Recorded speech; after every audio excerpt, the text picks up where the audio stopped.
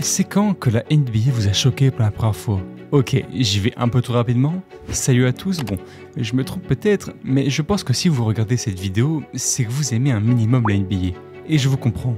Aujourd'hui, dans nos têtes, on a des actions cultes, des moments qui transcendent les générations. Mais du coup, je me répète, quand la NBA vous a choqué pour la première fois? Peut-être que vous ne vous en rappelez pas, mais personnellement, je m'en souviens très bien. Il y a quelques années, je venais de m'intéresser à la Grande Ligue et j'avais soif de connaissances sur elle. Alors, j'entreprends des semaines, voire des mois à regarder ce que j'ai loupé. Je me fais quelques finales NBA, j'en apprends plus, mais celui qui va me choquer pour la première fois, c'est lui, Allen Iverson, avec cette action.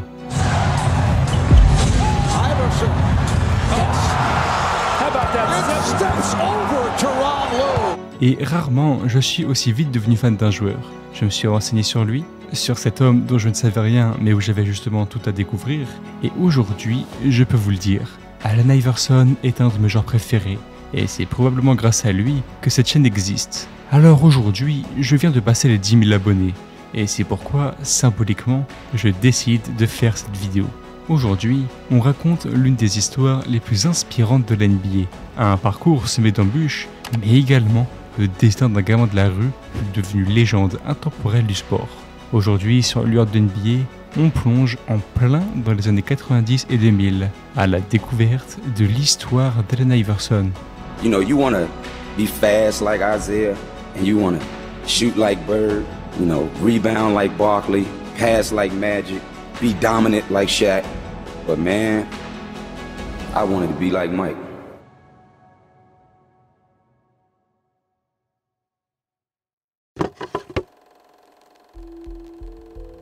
C'est à Hampton, en Virginie, le 7 juin 1975, que Allen Iverson naît. Sa mère, Anna Iverson, l'a eu à seulement 15 ans. Son père, lui, il ne le connaîtra pas. Bon, et ça ne suffit pas. On va rajouter un peu de difficulté encore et dire qu'il vit dans un quartier ultra défavorisé et que sa mère est très pauvre. Là où il vit règne la pauvreté et malheureusement la drogue.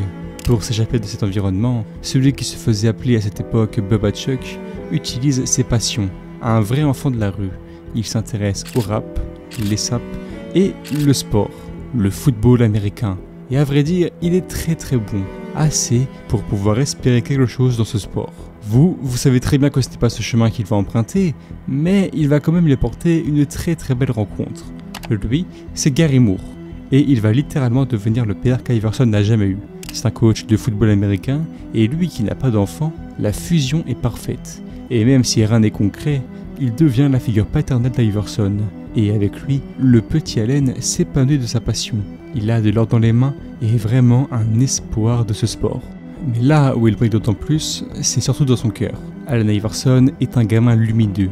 Il est extraverti, drôle et surtout très gentil avec ses amis, au point de défendre son meilleur ami quand il se faisait persécuter. Au final, il grandit et naît en lui une deuxième flamme, celle du basketball. En même temps, quand il était jeune, il avait la chance de vivre le début de carrière de Michael Jordan, un joueur qu'il admire. Mais il n'en perd pas son autre passion. Alors au lycée Bethel, il joue à la fois au basket et au football américain. Et comme si ce n'était pas assez dur d'être fort dans un sport, Allen, lui, il se fait remarquer des deux côtés. Il n'est qu'au lycée, c'est un ado, pas loin d'être majeur, mais pourtant, c'est déjà quelqu'un médiatiquement. Et ça, c'est juste normal.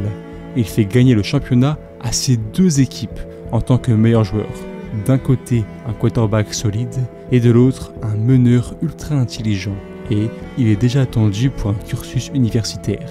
Mais tout ne sera pas parfait. Malheureusement, il dévoile des défauts.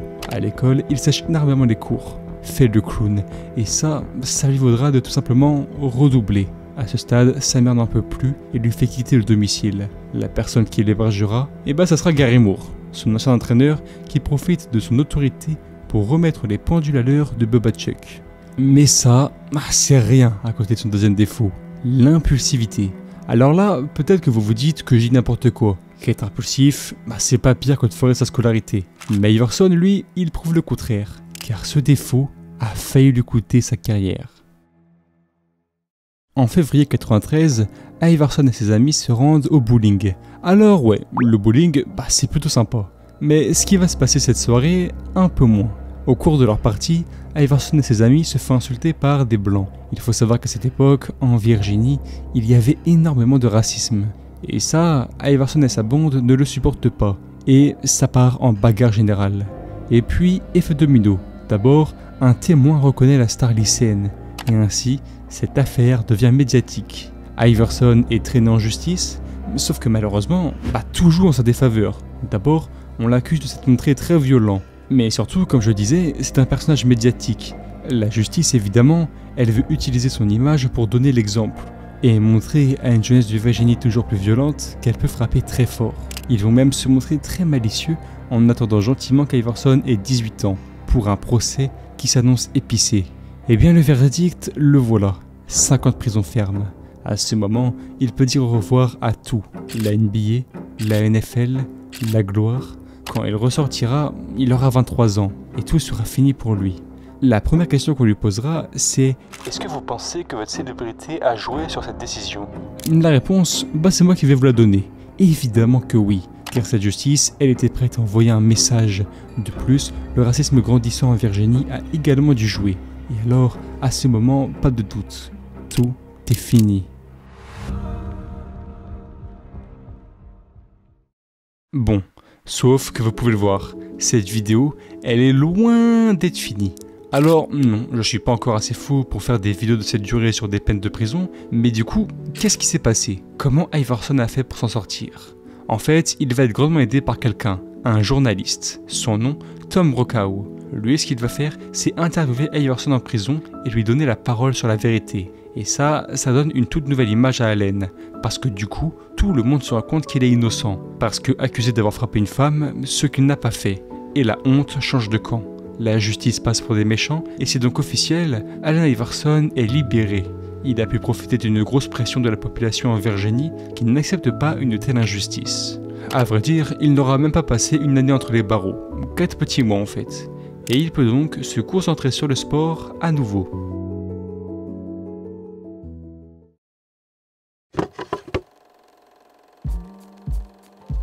Bon, là, vous vous dites, Iverson, il est plus en prison, il va rejoindre une université, et de toute façon, ça va être facile vu ses performances au lycée. Alors, oui, mais en fait, non, pas du tout. Imaginez-vous être un directeur d'université. Et là, je vous montre un gamin qui certes a du talent, mais s'est fait remarquer pour son comportement, et même aller en prison. Ouais, ça déchauffe tout de suite. Mais Allen, il va avoir droit à sa mère, qui harcèle les universités une par une pour les convaincre de signer leur fils. Et ça va marcher sur un certain John Thompson, entraîneur des Hoyas de Georgetown. Lui, il accepte de faire décrocher une bourse à notre meneur, à condition évidemment qu'il reste docile. Et cette fois-ci, pas de football américain. Iverson va devoir se diriger vers le basket. Ok, tout ça c'est bien, mais là, niveau image et médiatisation, Iverson est au plus bas, alors il n'a pas le choix. S'il veut sortir des quartiers de Hampton, il doit faire ses preuves. Iverson's first shot lifts Georgetown the lead. Associate a lack of quickness. Oh my goodness. Trying to use his hips, use his lower body. Total pick by Harrington and Iverson. Iverson to the basket for a first layup and count. The 4-3 lead. Iverson slides off the basket. Come back here. Bon, alors là, inutile de vous dire qu'il est loin de la prison. Là-bas, il jouera 2 années, de 94 à 96, histoire de bien faire ses preuves. Il va tourner à plus de 20 points par match, va se montrer hyper impressionnant, mais surtout, il ne va pas faire de bêtises. Il sera discipliné et à l'écoute de son coach. Il a bien compris que ces bêtises peuvent lui coûter très très cher. Puis, le déclic qui l'amènera en NBA, c'est la maladie de sa sœur, qui nécessite un certain coût. Alors, il n'a plus le choix. Iverson s'inscrit pour la draft NBA.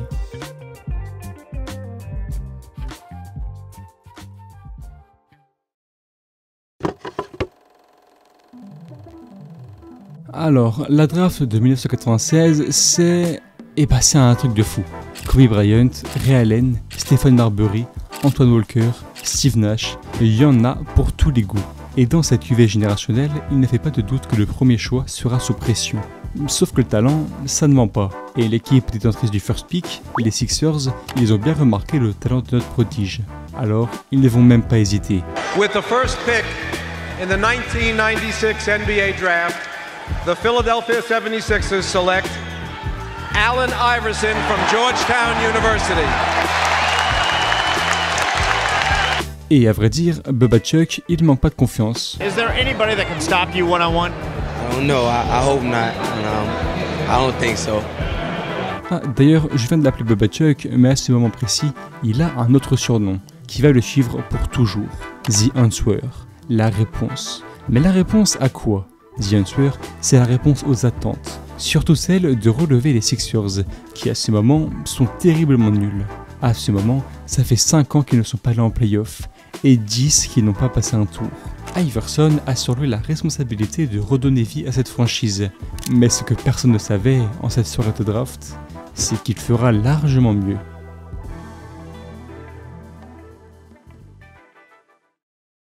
Pour ouvrir cette saison qui s'annonce compliquée, les Sixers s'opposent aux Bucks de Vin Baker et surtout d'un autre choix de la draft 1996, Ray Allen. Et Iverson, lui, il sait très bien que s'il commence directement là à briller, dès son premier match contre un concurrent pour le rookie de l'année, il va déjà marquer les esprits. Histoire d'envoyer un message dès le début de la rencontre, ce joueur, qui paraît un gamin à côté des géants, tente de dunker sur le pivot adverse. Et ça, c'est les débuts d'Iverson en NBA. Il n'a peur de personne.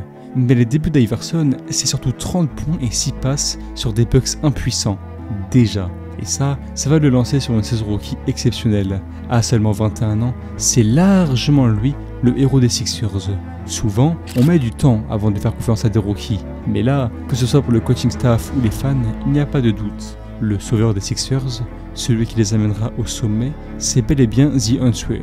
Il est offensivement impactant avec 20 points de moyenne et son jeu ultra skillé avec des dribbles est à la limite de visionnaire. Sauf que c'est un rookie et forcément, il n'est pas prêt pour une telle charge physique. Il commence petit à petit à tomber et ses statistiques baissent. Ah, parce que vous me croyez là? Non, en fait, la vérité, c'est qu'il va faire quelque chose qu'aucun rookie ne refera. Une série de matchs totalement irréels.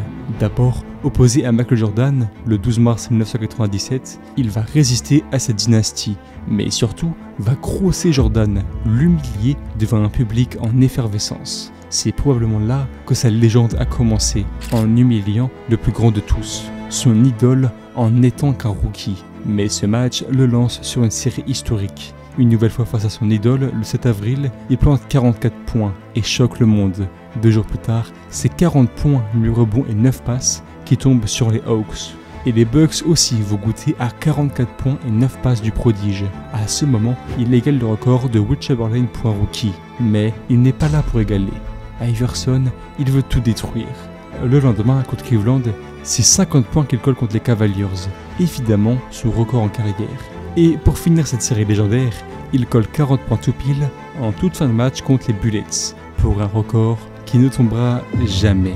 Gotta score a lot of points to win. Iverson for the record. Yes, and there it is. Allen Iverson, 4 straight with 40 or more. C'est avec cette série à 43 points de moyenne qui conclut cette saison. 43 points, oui, on parle d'un rookie. Mais si LeBron James le faisait aujourd'hui, ça paraîtrait quand même incroyable. Il faut se rendre compte du niveau.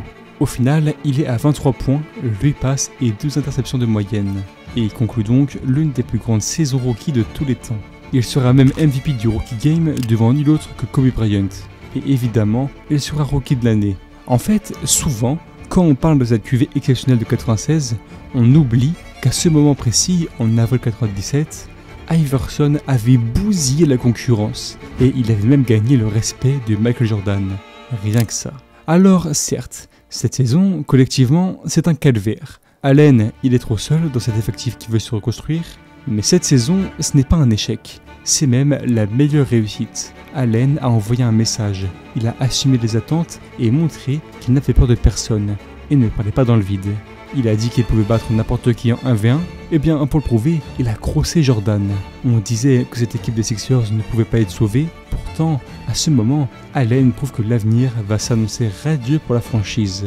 C'est bel et bien lui, la réponse. Maintenant, il suffit d'attendre, car pas de doute, quand il va exploser, ça va faire très mal. Iverson hungry for the goal. There he goes, looking for the slam. Iverson will get a cheap two. Bullock's doing some trapping here. Iverson fakes behind the back, so could come up with it. Iverson for 3. Yes! Iverson has Jordan. The crowd is into it. Allen shakes free, gets two!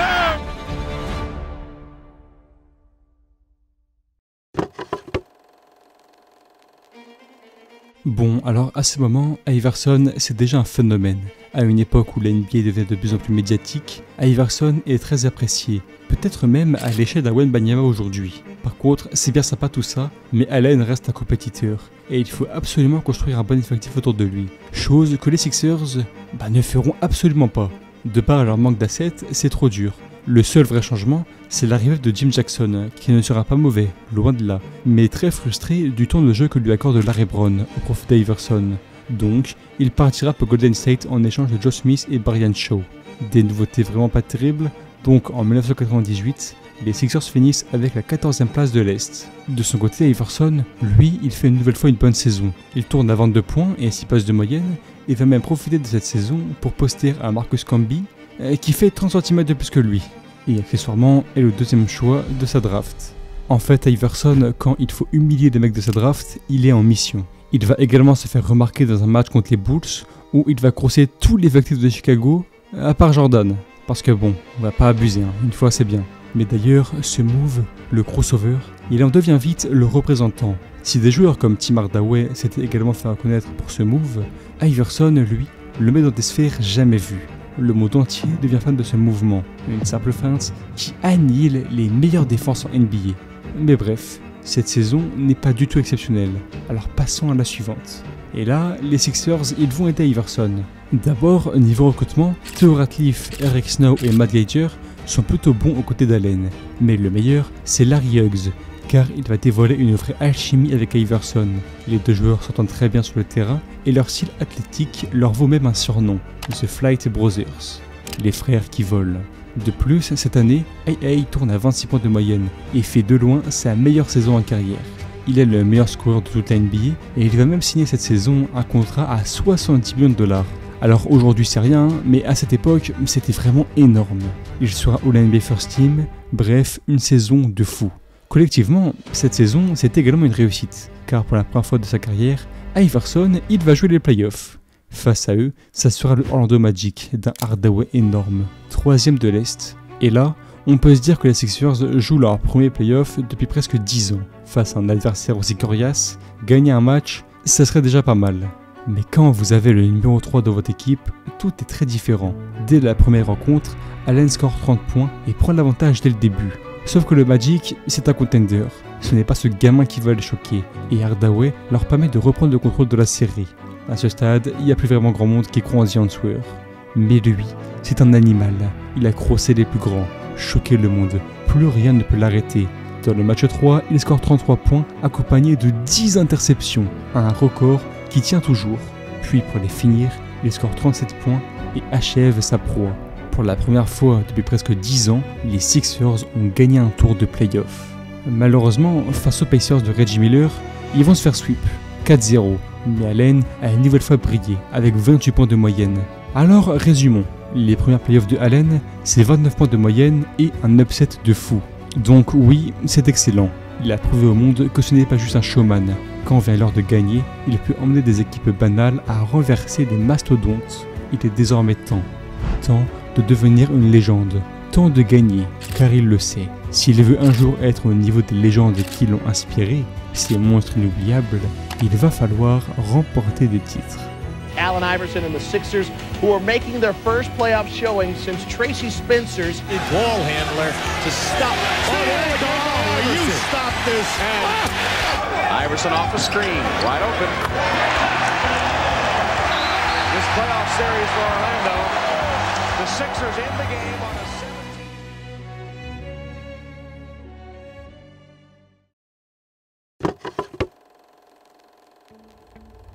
Alors maintenant, notre animal, faut l'entourer. Et ça, c'est quelque chose que les Sixers vont plutôt bien faire. On garde le même effectif et on y rajoute de l'expérience avec Tony Kukoc et Tyrone Hill. L'effectif est loin d'être transcendant, mais ça fait largement l'affaire pour aller en playoff. Et c'est effectivement ce qu'ils vont faire, avec une 5e place à l'Est et 49 victoires. Et du coup, Iverson de ce côté, comment ça va? 28 points de moyenne, 5 passes et meilleur intercepteur? Ouais, ça va, c'est sympa.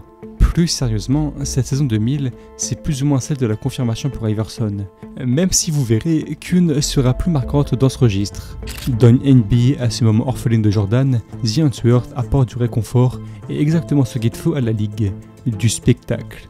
Mais en plus, il a un très bel impact sur la franchise, qui en retrouve une identité et devient de plus en plus attractive. Il sera pour la première fois All-Star, et en vrai, il aurait pu être MVP. Mais bon, malheureusement, il tombe sur Shaquille O'Neal Prime. À ce moment-là, la NBA, c'était la domination du duo Shaq et Kobe, et le show d'Iverson à Philadelphie. Et du coup, les playoffs, ça donne quoi ? Malheureusement, rien ne change. Une fois de plus, Iverson détruit les Hornets du premier tour avant de perdre contre les Pacers. Bon, et là du coup, vous devez tous vous dire que cette histoire, elle est parfaite, et que les Sixers sont super stables. Mais à l'image de son parcours au lycée, Iverson n'a pas une très bonne relation avec son coach Larry Brown. Il est trop confiant dans son talent et sèche les entraînements, ce qui rend Larry complètement fou. Ah, par contre pour les matchs, c'est autre chose. On raconte même que le coach devait cacher le maillot d'Iverson pour qu'il ne puisse pas jouer blessé. Mais ce n'est pas tout. En fait, ça ne se limite pas qu'aux entraînements. Larry Brown et Iverson, ils peuvent pas se blairer. Sauf que Larry Brown, c'est un beau coach. Les Sixers, ils veulent pas le faire filer. Et du coup, à la deadline, ils étaient à rien du tout d'échanger Iverson aux Pistons. Oui, vous avez bien entendu. À quelques détails contractuels, Iverson n'était plus un joueur des Sixers, à nouveau pour des histoires de comportement. Et ça va créer toute une histoire médiatique, où il est évidemment dans plein de rumeurs de trade. À ce moment, beaucoup de joueurs se seraient juste barrés. Vous voulez pas de moi ici ? Bah allez, je me tire, tant pis pour vous. Mais Iverson, il va faire les choses très intelligemment. Il décide de prouver aux Sixers qu'ils ont tort, de prouver au monde qu'il a tort, et montrer qu'il est indispensable à cet effectif.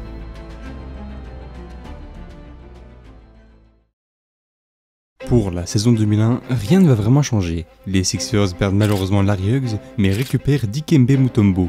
Rien d'incroyable, mais ça passe. Cet effectif, il est normal, rien de transcendant, mais pas mauvais.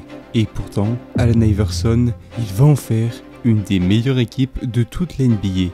Il ouvre la saison avec 10 victoires de suite à plus de 25 points de moyenne et terrasse les équipes les plus faibles comme les Géants. Son crossover n'a jamais été aussi létal, son leadership aussi impactant.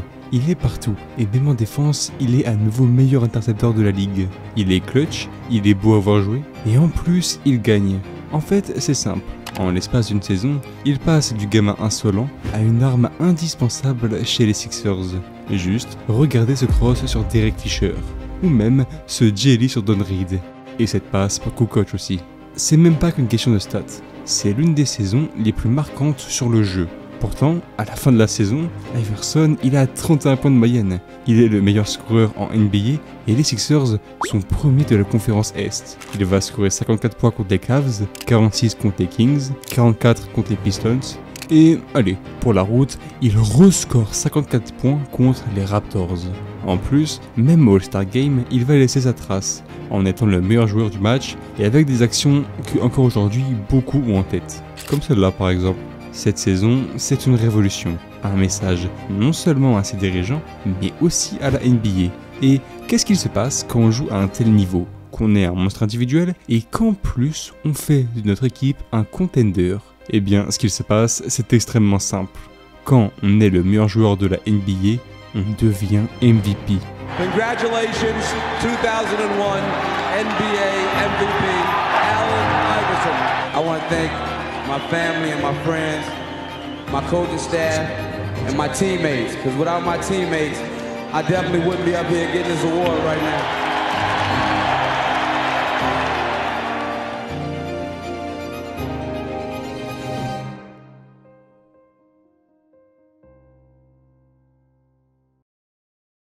Bon, passons aux playoffs. Au premier tour, c'est eux, les Pacers. Ils ont déjà battu les Sixers 2 fois, et comme on dit, jamais 203.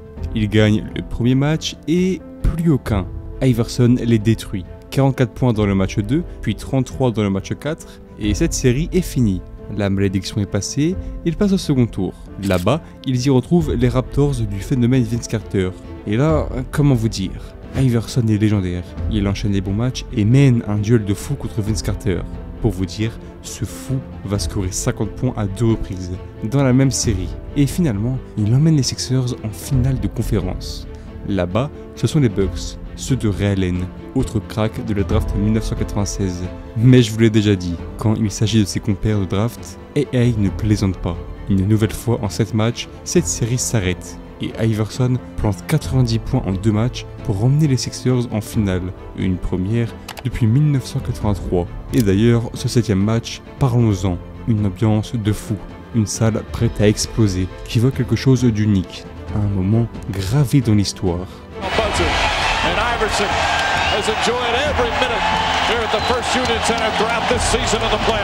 Pendant ces 3 tours de playoff, pas une fois Iverson était en dessous des 30 points de moyenne. Dans une NBA où Jordan n'est plus, autant vous dire que son remplaçant est là. Mais cette run, elle a un certain goût, parce que cette équipe, elle n'était pas faite pour ça. Cet effectif à la base, il n'était pas fait pour cette domination. Mais Allen est un héros. C'est comme si ils étaient destinés à faire ça. Tout ça c'est bien, mais à une finale, ça se joue 1 contre 1. Face aux Sixers d'Iverson, les Lakers champions en titre de Shaq et Kobe, qui viennent littéralement de sweep l'Ouest. Là, c'est un sacré morceau. L'effectif est énorme, les joueurs sont au niveau, et l'ambiance au Staples Center sera électrique. Mais dès le premier match, Iverson donne de l'espoir.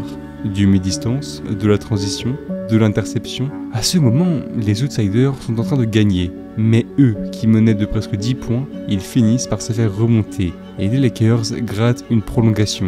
À ce moment, on se dit que les Sixers sont cuits. À 1 minute de la fin, ils sont menés de 1 point. Là, pour gagner, il faut les meilleurs systèmes, les meilleures tactiques pour contrer la défense impitoyable de Los Angeles. Ouais. En fait, non. Pourquoi faire ça quand tu as le meilleur joueur de la ligue dans ton équipe? Iverson plante un 3 points, puis il marque l'histoire en faisant goûter le parquet à Tyronn Lue. Cette action, c'est probablement la plus grande chose qu'Iverson donnera dans sa carrière. Un bijou de jeu et de trash talk. Il enjambe ce pauvre Tyronn qui ne pouvait rien faire. Plus tard, ce moment deviendra le step-over. Plus 4, c'est fini. Les Sixers remportent ce match. Malheureusement, ils ne remporteront plus. Les Lakers sont trop forts.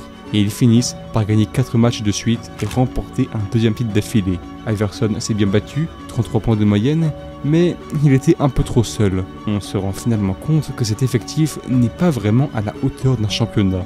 Mais le message, il va au-delà de ça.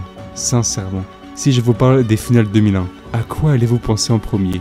Je suis sûr que ce qui vous vient, c'est le step-over d'Iverson et sa run magnifique pour envoyer un effectif où seul Mutombo était un lieutenant correct en finale NBA. Alors le message, c'est qu'il ne faut pas obligatoirement gagner pour marquer l'histoire. Car en 2001, Iverson, il a perdu.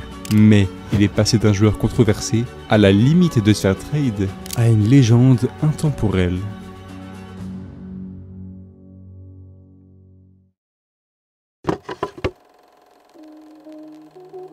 Ok, Iverson vient de perdre à sa finale, mais il a montré un excellent niveau et est prêt à faire une saison 2002 toujours aussi excellente. Mais avant de parler basket, il faut que je vous parle de quelque chose d'unique avec Allen Iverson. C'est son influence. C'est bien beau le basket, mais ce qui le caractérise plus que tout, c'est la popularité qu'il a rencontrée dans les années 2000.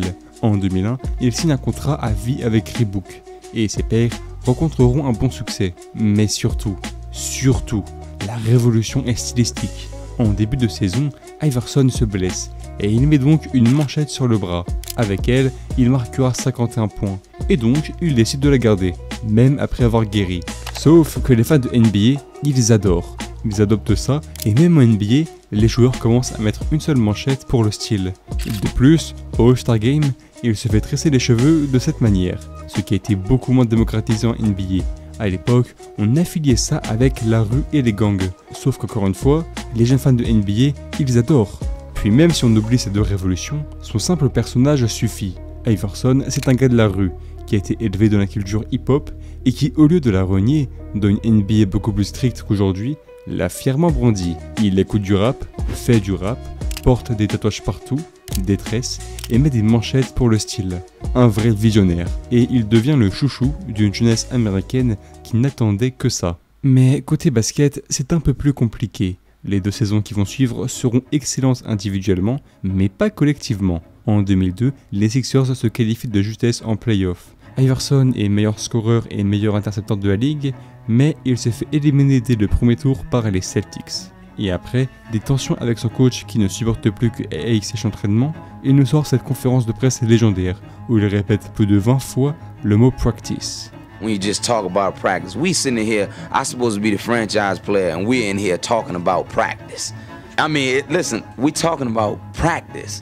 Puis en 2003, c'est la cata. Mutombo n'est plus là, Eric Snow fait une saison pas vraiment terrible, rien n'est beau pour les Sixers, à part Allen qui tourne à 27 points de moyenne et est encore meilleur scoreur et meilleur intercepteur pour la 3e fois de suite. À part Jordan, personne n'a fait ça.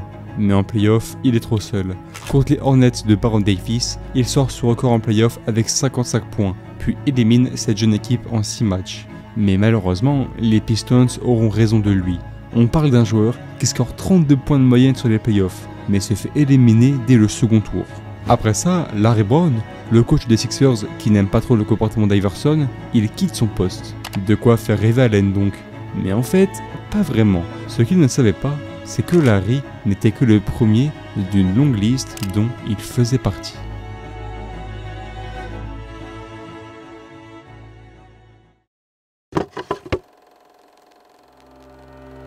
En 2004, il y a un bouleversement en NBA, c'est l'arrivée du dress code. La NBA n'en peut plus de cette image de rue qui commence à se démocratiser et les joueurs doivent adopter des tenues plus conventionnelles pour leurs conférences de presse.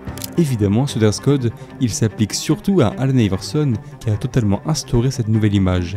Mais ça, ce n'est que le début. En plus de ça, il sera en plein dans une polémique, accusé de posséder de la drogue et une arme. Les médias l'imaginent déjà en prison, et ça, c'est sans aucun doute à cause de son image, cette image de la rue. Pourtant, elle n'a rien de superficiel, c'est juste la manière d'être d'Iverson, sa façon de s'exprimer. Mais cette image lui vaut les déferlantes des médias et d'une NBA qui veut retrouver une silhouette un peu plus polissée. Il est seul contre tous, aussi bien dans sa vie que dans le basket. Parce que oui, côté basket, les Sixers n'arrivent pas à créer un effectif à la hauteur de leurs joueurs. De 2004 à 2007, Allen va enchaîner les chefs-d'œuvre et va même scorer plus de 30 points de moyenne 2 fois de suite. Si on parle juste de statistiques, c'est un des meilleurs joueurs de tous les temps. En 2005, il va à la fois faire son record de points avec 60 points contre un Magic pourtant pas si mauvais en défense, puis contre les Cavaliers, il va lâcher 16 passes décisives. Et en playoff, rien. Bah oui, il est trop seul. En 2004, il ne jouera pas les playoffs. En 2005, il les jouera. Mais malgré ses 33 points de moyenne, les Sixers se font éliminer au premier tour contre Détroit. Et en 2006, toujours pas de playoff. En fait, si on réfléchit bien, avec cet effectif de 2001 qui était pas non plus si fou que ça, pendant ces 10 années, pas une seule petite fois, le front office de Philadelphie a donné une équipe décente à Allen. Et ça le frustre. Il ne vient pas aux entraînements, il est piquant en conférence de presse et il doit faire vivre l'enfer à son nouveau coach, Maurice Cheeks. En 2006, il arrive en retard à un match, ce qui rend fou son coach qui ne le fait pas jouer. Et les grosses tensions commencent. Personnellement, je trouve que c'est juste hyper triste. Parce que ces 4 années aux Sixers, individuellement, elles sont exceptionnelles. Il continue d'enchaîner le All-Star, les All-NBA, la popularité, son jeu est magnifique. Et de 2002 à 2005, il score 6 fois au moins 50 points contre Houston, Atlanta, Milwaukee, Utah, Orlando et encore Atlanta. Mais la NBA, c'est comme ça. Quand tu ne vas jamais en playoff, t'es petit à petit mis de côté. Et malgré son niveau de jeu lunaire, Iverson n'a jamais été aussi en tension avec ses supérieurs. Alors, ce qui devait arriver arriva. Au cours de la saison 2007, Allen Iverson se fait échanger loin de Philadelphie.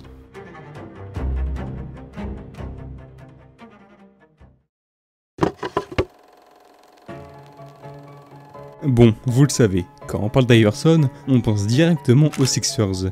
Mais on oublie une chose, c'est qu'il s'est montré particulièrement bon avec une autre équipe. En début de saison 2007, Iverson est envoyé aux Nuggets, et la hype est immense. Ironiquement, c'est dès qu'il quitte les Sixers qu'Iverson a le droit à un très bel effectif. André Miller, Marcus Camby, un très jeune J.R. Smith, et surtout Carmelo Anthony. Là, il est vraiment bien accompagné. Beaucoup voient ce passage comme la fin de carrière d'Iverson, mais en vérité, on n'y est pas encore. Parce que pour une fois, le front office des Nuggets lui font confiance et lui laisse de la liberté. Il tourne à 25 points et 7 passes de moyenne, et il y a des actions plus que stylées. Ce N1 sur Vince Carter par exemple, je le trouve somptueux. Bon, par contre, à défaut de se faire remarquer par son coach ou ses dirigeants, Iverson va avoir la lumineuse idée de s'en prendre à un arbitre, Steve Javie, en le critiquant ouvertement pour une faute technique. Et du coup, ce qui va se passer, c'est que cet arbitre-là, et même les arbitres en NBA, ils vont vouer une haine immense à Allen, un peu à la manière de Scott Foster et Chris Paul aujourd'hui.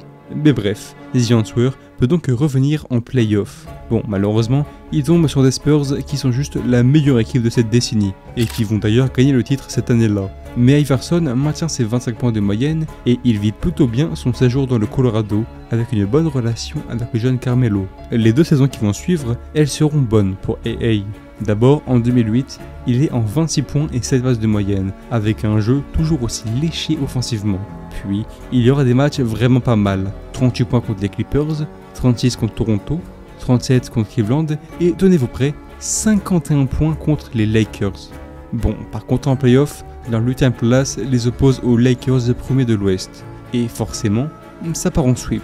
Mais Iverson a été bon, très bon même. Au final, en 2009, certes, il y aura une énorme chute de statistiques pour Iverson, qui tourne à seulement 19 points de moyenne.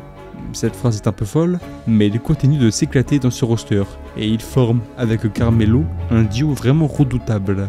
Cette année, les Nuggets seront 2e de conférence, et iront même en finale de conférence. Oui, c'est très bien, mais le problème c'est qu'Iverson, il est pas là.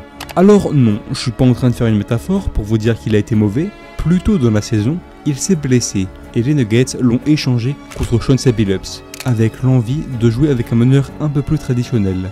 Sa nouvelle direction donc, les Pistons. Malheureusement, vous vous en doutez, cet échange signe la fin de carrière de notre héros.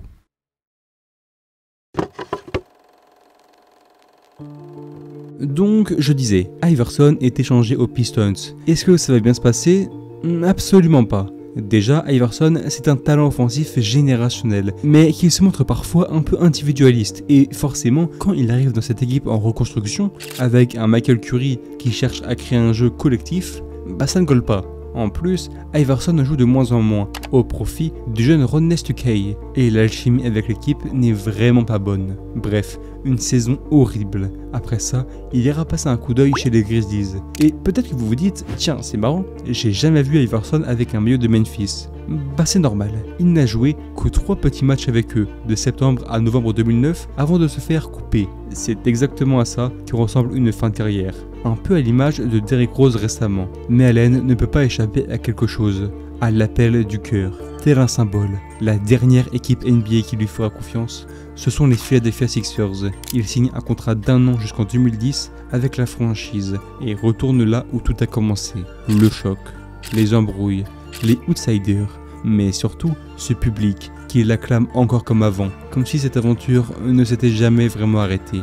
Il reboot à l'amour des fans et sera même titulaire au All-Star Game, signe d'une dernière ligne droite avant la fin. Finalement, il ne finira pas cette saison, car il préfère s'occuper de sa fille malade. Et certes, il n'y aura pas de match incroyable qui fête le dernier game d'une légende, mais cette saison reste très symbolique. Ce sont les Sixers qui lui ont fait confiance en premier, et c'est avec eux qu'il quitte les parquets de NBA. Ça, c'est pour la NBA, mais il n'en a pas encore tout à fait fini avec les parquets. Il va signer en Europe avec Beşiktaş, une équipe turque qui met 4 millions pour profiter d'Allen. Et bon, encore une fois, vous ne savez pas probablement grand chose de ce passage, et c'est totalement normal. Il ne va rien se passer d'incroyable. Il va jouer 10 matchs seulement, avant de devoir s'écarter, faute d'une blessure au mollet. Puis à la fin de son contrat, il va réfléchir, beaucoup réfléchir. Mais en 2013, il prend la grande décision, celle de définitivement quitter les terrains. Et il annonce la fin de cette grande carrière. Everybody know why we're here. I'm formally announcing my retirement from basketball.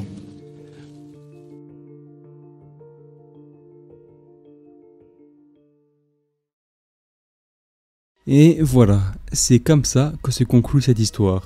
Évidemment, après l'annonce de sa retraite, les fans l'acclament et les Sixers s'empressent de retirer son maillot. Puis en 2016, il rejoint avec Shaq et Yao Ming le Hall of Fame de la NBA, la distinction la plus prestigieuse qu'un joueur puisse obtenir. Et il va même ouvrir son cœur et mettre fin aux tensions, en s'excusant à Larry Brown pour son comportement gamin. et même à Tyronn Lue pour ce cross inoubliable.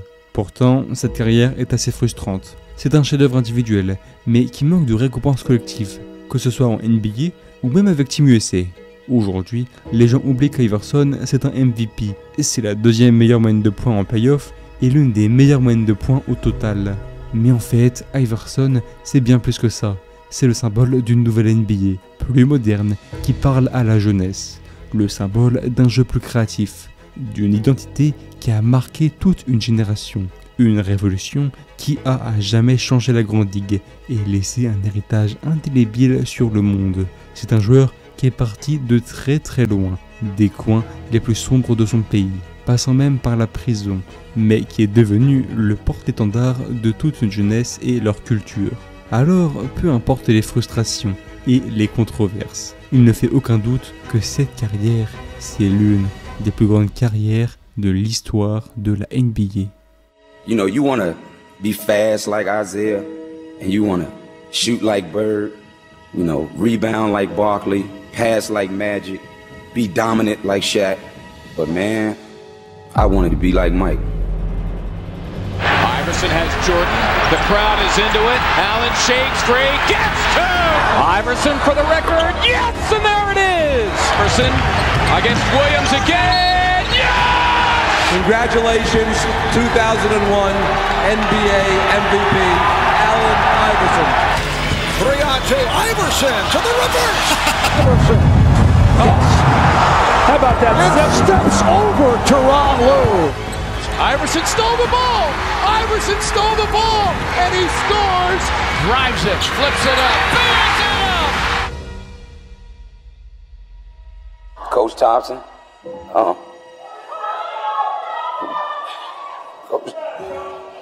Coach Thompson was saving my life.